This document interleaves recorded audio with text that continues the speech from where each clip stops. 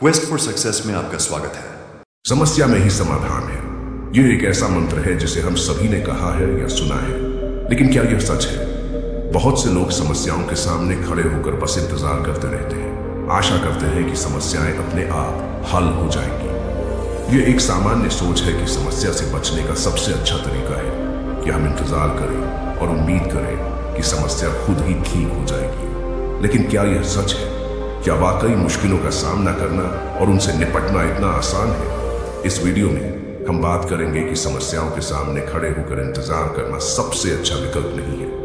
हम आपको सिखाएंगे कि समस्याओं का सामना करना उन्हें हल करने का सही और प्रभावी तरीका है। इस वीडियो के माध्यम से हम सीखेंगे कि हमारी मेहनत, समर्पण और सही दिशा में कदम बढ़ाने से ही समस्याएं हल हो सकती हैं। तो इस वीडियो को देखें और सीखें कि समस्याओं का सामना करना और उन्हें हल करना ही सच्चा समाधान है। तो चलिए शुरू करते हैं। दोस्तों, बहुत समय पहले की बात है। एक राज्य का राजा बहुत चिंतित था क्योंकि उसकी पत्नी का जन्मदिन नजदीक आ रहा था। यूं तो कहने को वह राजा था, लेकिन फिर भी उनके वैवाहिक जीवन में हजारों प्रकार की समस्याएं थी। परंतु राजा जन्मदिन पर अपनी पत्नी को एक ऐसा उपहार देना चाहता था कि जिससे उनके जीवन में जो दुख है वह कम से कम उस दिन के लिए दूर चला जाए। वह अपनी पत्नी को खुश करना चाहता था, किंतु आपने देखा होगा कि यह कार्य बहुत ही मुश्किल है, क्योंकि हम आज तक किसी को खुश नहीं कर पाए। हम चाहे लाख कोशिशें ही क्यों न कर लें, लेकिन हम कभी किसी को खुश नहीं कर पाते, क्योंकि यह खुशी हमारे पास नहीं है और न ही सामने वाले के पास है, जो हमारे पास है ही नहीं। वो हम किसी और को कैसे दे सकते हैं? अर्थात अगर आपको किसी दूसरे को खुशी देनी है तो सबसे पहले आपको खुश होना होगा, आपको खुश महसूस करना होगा, अर्थात वह खुशी आपके पास होनी चाहिए, तभी तो आप किसी और को खुश रख सकते हैं। एक दिन राजा ने सभी दरबारियों को दरबार में उपस्थित होने का आदेश दिया और साथ ही सभी मंत्रीगण भी वहां पर उपस्थित थे। तभी राजा ने सभी से सुझाव मांगा कि आखिर वह किस प्रकार अपनी पत्नी को जन्मदिन पर खुश कर सकता है। आखिर वह कैसा उपहार दे जिस कारण राजा की पत्नी खुश हो सके। वहां पर उपस्थित सभी लोग अपने मन की बातें राजा से बताते हैं, परंतु राजा को वहां पर उपस्थित किसी भी व्यक्ति का कोई सुझाव पसंद ही नहीं आया। एक दिन संध्या के वक्त राजा अपने रथ से कहीं जा रहा था। तभी रास्ते में उसने एक बहुत ही सुंदर मूर्ति देखी। वह मूर्ति बहुत ही सुंदर और आकर्षक थी। उसे देखकर ऐसा प्रतीत होता था मानो उस मूर्ति में जान हो। उस मूर्ति को देखकर राजा बहुत प्रसन्न हुआ और वह तुरंत ही मूर्तिकार के पास पहुंचा और राजा उस मूर्तिकार से कहता है, तुम तो बहुत बड़े कलाकार हो, तुम्हारी मूर्तियों में चांद नजर आती है। ऐसा प्रतीत होता है कि तुम्हारी मूर्तियां जीवित हैं। हम तुम्हारी इन मूर्तियों को देखकर बहुत प्रसन्न हैं। हम चाहते हैं कि तुम्हारी सारी मूर्तियां हमारे दरबार में शामिल हो। यह सुनकर वह मूर्तिकार बहुत प्रसन्न हुआ, जैसे उसे कोई खजाना मिल गया हो। लेकिन तभी राजा ने उस मूर्तिकार से एक और बात कही, देखो, मैं चाहता हूं कि तुम मेरे दरबार में शामिल हो जाओ, किंतु उससे पहले तुम्हें हमारे लिए हमारी रानी की ऐसी मूर्ति बनानी होगी जिसे देखकर वह खुश हो जाए और अपने सारे दुख दर्द भूल जाए। और यदि तुम ऐसा न कर सके तो मैं तुम्हारा सर धड़ से अलग कर दूंगा।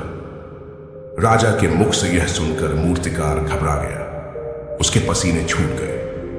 वह राजा को मना भी कैसे करे, इसीलिए उसने न चाहते हुए भी राजा को स्वीकृति दे दी।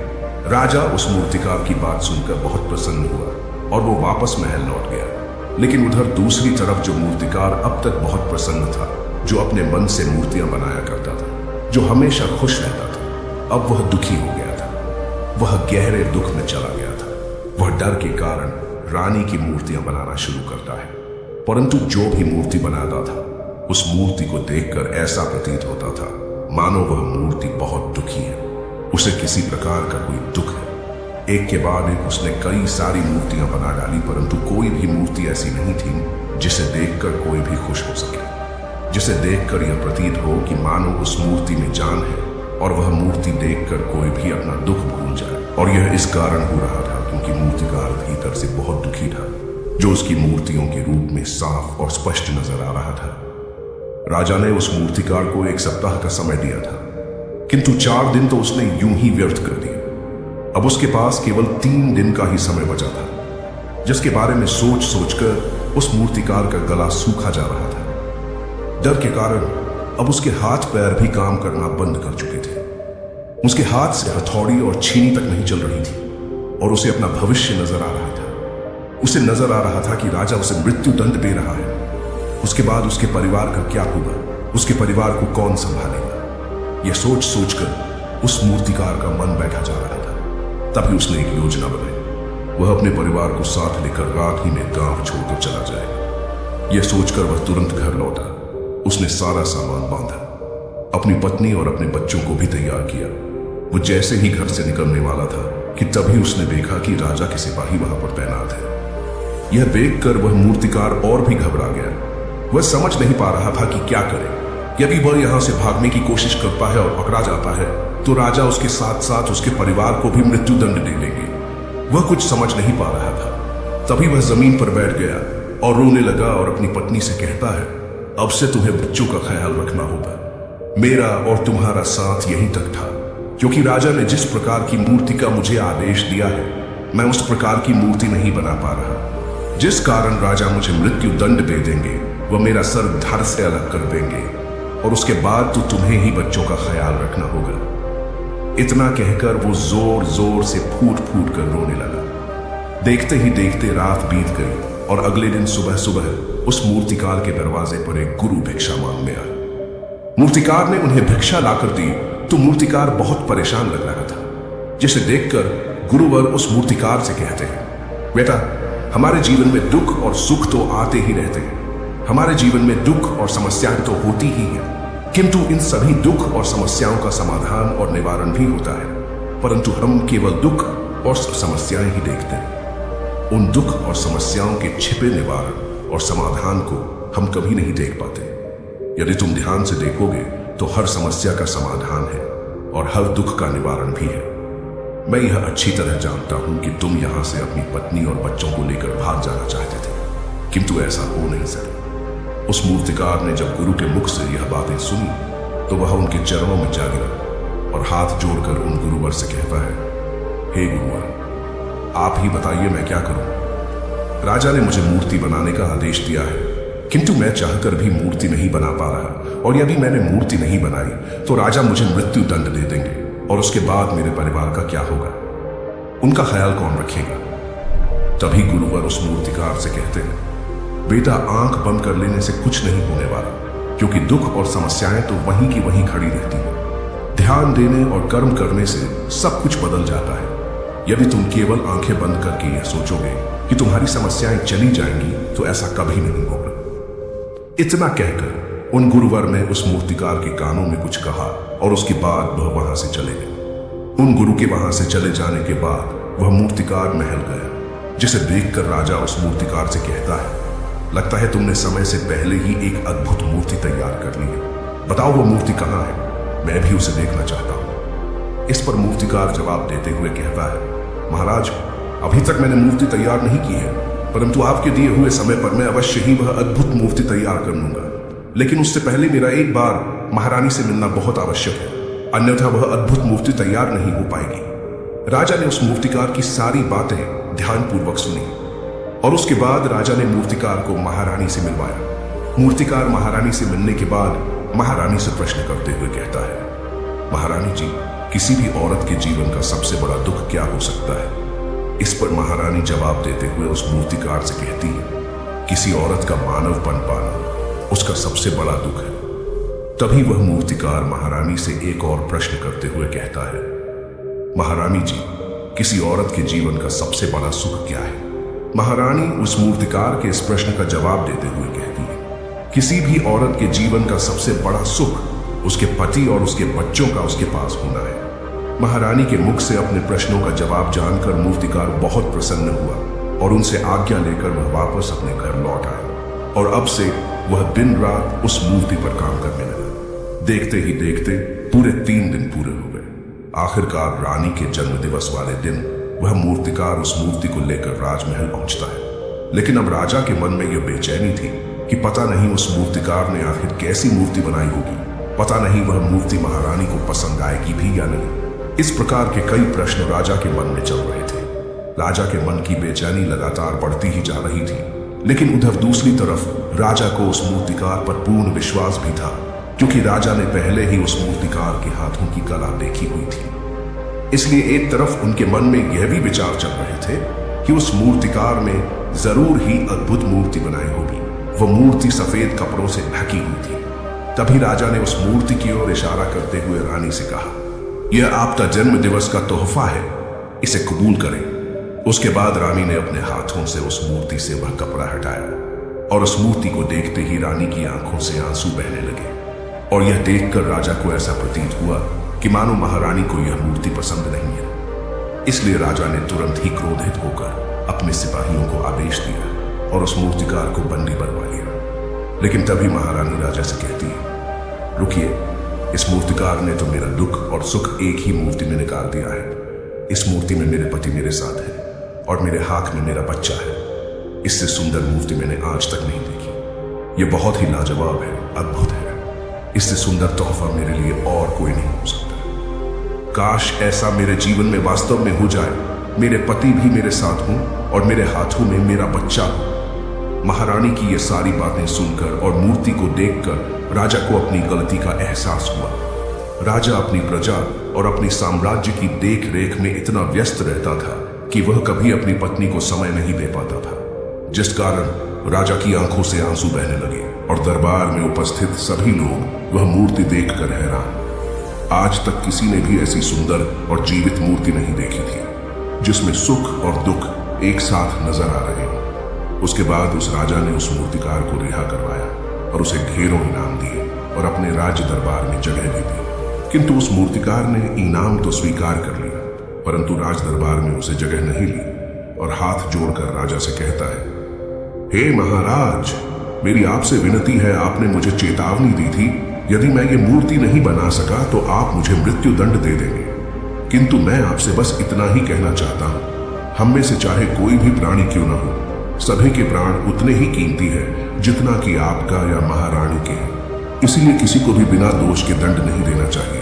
मेरी पत्नी ने मुझसे कहा था कि राजा की दोस्ती और दुश्मनी दोनों ही अच्छी नहीं है, इसलिए मुझे आपके राज दरबार में कोई स्थान नहीं चाहिए। मैं अपनी छोटी सी दुनिया में बहुत खुश हूँ। मैं अपने छोटे से परिवार के साथ बहुत खुश हूँ। मैं आज तक जो करता आया हूँ मुझे वह पसंद है और मैं अपने पूरे जीवन काल वही करना चाहता हूँ। मैं जैसा हूँ, जिस हाल में हूँ, मुझे बहुत प्रसन्नता है कि मैं आज इतना खुशहाल इंसान हूँ। अब मुझे आज्ञा दीजिए। इतना कहकर वह मूर्तिकार वहां से चला गया। दोस्तों, इसी प्रकार हमारे जीवन में भी बहुत बड़े बड़े संकट और दुख आते जाते हैं, किंतु वास्तव में तो यह दुख और संकट हमें कुछ सिखाने के लिए आते हैं, किंतु हम तो केवल उन दुख और समस्याओं को ही देखते रह जाते हैं। हम उनका निवारण खोजने का तनिक भी प्रयास नहीं करते और जब हम दुख के समय क्रोध करते हैं तो हम वास्तविकता में अपना ही नुकसान कर लेते हैं। जो व्यक्ति समझदार होते हैं वह अपने दुख और परेशानियों से यह सबक सीख ही लेते हैं कि उन्हें विषम परिस्थितियों में शांत रहकर उन दुखों का निवारण करना चाहिए, उन समस्याओं का समाधान करना चाहिए। किंतु हम में से अधिकांश लोग यह नहीं सीख पाते और वे लोग दुख और परेशानियों के समय पर क्रोधित हो ही जाते हैं। वह इस बात को अच्छी तरह जानते हैं कि हमें दुख और समस्या के समय पर शांत रहना चाहिए और उसका समाधान खोजने का प्रयास करना चाहिए, किंतु हम बार बार वही गलती दोहराते रहते हैं। जब भी हमारे सामने कोई विषम परिस्थिति उत्पन्न होती है तो हम बार बार क्रोधित हो जाते हैं और क्रोध में आकर हम अपना ही नुकसान कर लेते हैं, क्योंकि क्रोध में हम कभी भी कोई चीज सीख नहीं सकते। क्रोध में हमारा मस्तिष्क काम करना बंद कर देता है और उसे केवल वह परिस्थिति नजर आती है, वह समय नजर आता है जो उसके खिलाफ है और जो जीवन के दुखों से, इन समस्याओं से कुछ सीख नहीं पाता। ऐसा व्यक्ति पूर्ण रूप से एक दलदल में फंसे हुए इंसान की तरह है, जो परिस्थितियों के दलदल में कुछ इस प्रकार फंस चुका है कि वह वहां से निकल नहीं सकता। फिर वह चाहे कितना भी हाथ पैर क्यों न मार ले, और जितना हाथ पैर मारेगा वह उतना ही उस दलदल में फंसता चला जाएगा। जबकि आपको हाथ पैर न मारकर बल्कि शांत रहकर अपने मस्तिष्क का प्रयोग करना चाहिए और यह सोचना चाहिए कि इस दुख, इस समस्या और इस विषम परिस्थिति का समाधान क्या हो सकता है। किंतु आप तो अपने आप को पहले से ही दलदल में डाल चुके हैं और ऐसी स्थिति में आप बाहर निकलने के बारे में न सोचकर लगातार और हाथ पैर मारकर आप अपने आप को उस दलदल में और भी नीचे डुबाते जा रहे हैं। तो ऐसी परिस्थिति में आप भला उस समस्या, उस परिस्थिति का सामना कैसे करेंगे, वहां से बाहर कैसे निकलेंगे? और वहीं पर जो व्यक्ति थोड़े भी जागृत है, जो दुख और समस्याओं का निवारण और समाधान खोजने में वास्तव में अपना समय लगाते हैं, वह यह जानते हैं कि निवारण और समाधान एक हीरे की तरह है। वह हीरे की खान की तरह है। जिस प्रकार एक हीरे को ढूंढा जाता है, फिर उसे तराशा जाता है, जिसके बाद उस हीरे की कीमत बहुमूल्य हो जाती है, ठीक वैसे ही दुख और समस्या में समाधान और निवारण खोजने की आवश्यकता होती है, और वह हमें खोजने भी चाहिए। और जब आपको मिल जाते हैं, तब आपको एक ऐसी संपदा मिलती है, एक ऐसी समझ, एक ऐसा विश्वास, एक ऐसी शक्ति मिलती है कि उसके बाद आपके सामने जब भी कोई समस्या या कोई परेशानी आती है, तो आप अकेले नहीं होते, बल्कि आप यह समझ जाते हैं कि वह विषम परिस्थिति आपको कुछ सिखाने आई है, और आप उसका डटकर सामना करते हैं। उससे वह सारी चीजें सीखते हैं जो वह आपको सिखाना चाहती है, और उसके बाद आप और भी मजबूत होते चले जाते हैं। आपका विश्वास और भी बढ़ता चला जाता है। आप और भी शक्तिवान और बलवान होते चले जाते हैं। इसीलिए महात्मा बुद्ध कहते हैं कि यदि दुख है तो उसका निवारण भी है, यदि समस्या है तो उसका समाधान भी है। इसलिए केवल दुख में उलझे मत रहिए, बल्कि उस दुख का निवारण कीजिए, और यही आपको करना चाहिए। केवल हाथ पर हाथ धरे बैठे रहने से या फिर यूं ही समय को व्यर्थ गंवाने से आपको कभी भी उसका निवारण नहीं मिलेगा, बल्कि जितना आप उस दुख और समस्या से अपनी जान छुड़ाकर भागने की कोशिश करेंगे, उतनी ही तीव्रता से आपके पीछे भागेगी। और जैसे जैसे समय बीतता जाएगा, वह दुख और समस्या और भी विकराल रूप ले लेगी, और तब उसका सामना करना और भी मुश्किल हो जाएगा। इसलिए यदि कोई दुख और समस्या अभी आपके सामने है, तो उसे लड़िए, डटकर सामना कीजिए, उससे सीखिए और निवारण कीजिए।